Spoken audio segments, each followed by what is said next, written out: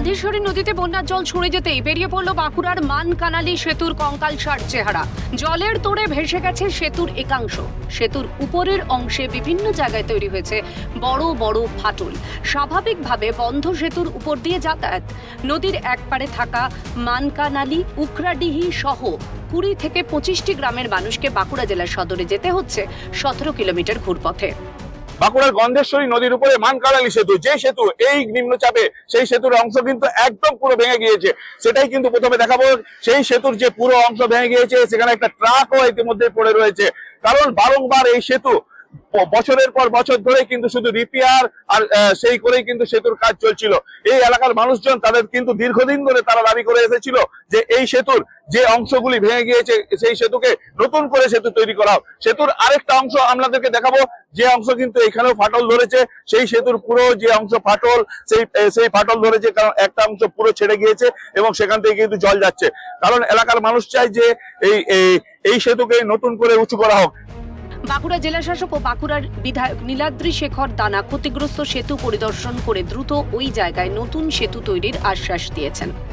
মানকানালি যে কজওয়েটা, এটা কয়েক মাস ধরেই প্রবলেমটা হচ্ছিল। আগে একটা গর্ত হয়ে গেল, তখন একটা টেম্পোরারি সলিউশন আমরা ভেবেছিলাম। গতকাল যা দেখলাম ওটাতে পরিস্থিতি অনেকটা চেঞ্জ হয়ে গেছে। এখন এখানে পার্মানেন্ট সলিউশনের জন্য আমাদের এগোতে হবে। কিন্তু পুরোটাই ভেঙে গেছে, আপনি দেখছেন ওখানে জল তো পুরো ওভারটপ করে চলে যাচ্ছে। তো জল একবার কমলে আমরা টেম্পোরারি কিছু একটা, যে যাতায়াতের জন্য কোনো গাড়ি না চলে কিন্তু লোকেরা যেন ক্রস করতে পারে, ওটা আমরা চেষ্টা করব।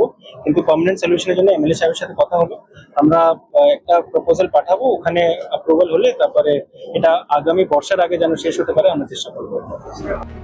গ্রামবাসীদের দীর্ঘদিনের দাবি মানকানালি সেতুর পাকা সংস্কারের। এই সেতু অত্যন্ত গুরুত্বপূর্ণ।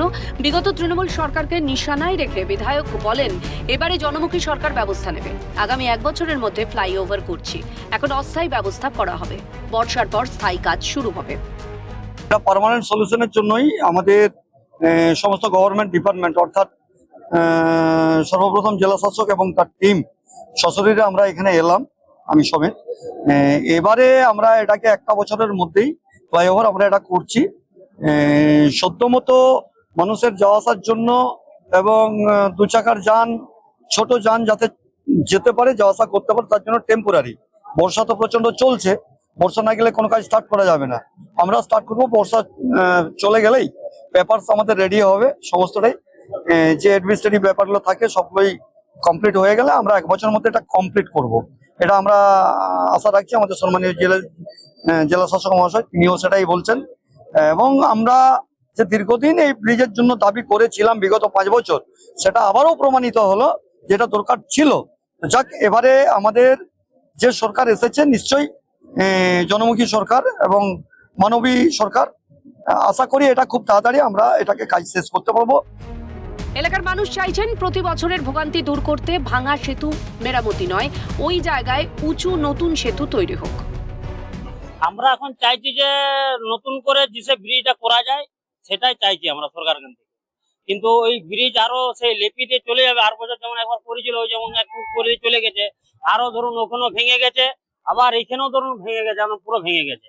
আমরা চাইবো যে সরকার এখান থেকে যেমন ভালোভাবে বা মজবুত জিসে করা যায়, যেমন আর ভেঙে যায়, মানুষের যেমন না যোগাযোগ যেমন না বিচ্ছিন্ন হয়, জিসে ভালো করা যায় সেটাই আমরা চাইবো সরকার এখান থেকে। কিন্তু নতুন সরকার এসছে, নতুন সরকার আমরা চাইবো যে আশা করি সরকার যেমন জিসে করে দেয়, আমরা এটাই কামনা করি সরকার এখান থেকে।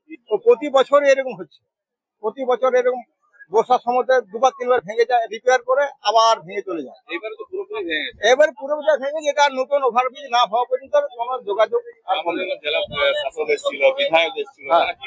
তারা বলছে নতুন ওভারব্রিজ হবে, স্যাংশন হয়ে গেছে, হয়ে যাবে, কাজের কাজ। রিপেয়ার করতে দেবেন না? রিপেয়ার করতে আমরা দেবো না। আমাদের জনগণ সব হয়ে গেছে, আর রিপেয়ার করতে আমার ওভারব্রিজ হোক, আমার নতুন করে ব্রিজ হোক। আমাদের জনসাধারণের এই আমাদের 20-25টা গ্রাম চাইছে, আর আমরা এই রিপেয়ার করতে দেবো না। আমার নতুন ব্রিজ চাই। অসুবিধা তো প্রচন্ড অসুবিধা। এখানে লোক মানকানালি ব্যাংকে যেতে পারছে না, টাকা তোলার কোনো অসুবিধা না, প্রচুর অসুবিধা। হ্যাঁ, উঁচু করে করার দরকার আছে। বারবার এইরকম হচ্ছে, উঁচু তো একান্তই দরকার। প্রায় 10 থেকে 15টির উপরে যে গ্রাম রয়েছে, তাদেরকে কিন্তু যাতায়াত করতে হয় বাঁকুড়া শহরের সঙ্গে। কারণ স্কুল থেকে কলেজ, হাসপাতাল সমস্ত কিছুই কিন্তু এই সেতু দিয়ে পারাপার করতে হয়। অতএব তারা চাইছে যদি নতুন করে এই সেতু তৈরি হয় তাহলেই ভালো, কিন্তু পুরনো সেতু তারা কিন্তু মেরামত করতে দিবে না, এমনই কিন্তু তাদের দাবি উঠে এসেছে। বাঁকুড়ার মানকানালি থেকে অরিজিৎ রায়ের সঙ্গে স্বরূপ রায়, ক্যালকাটা নিউজ।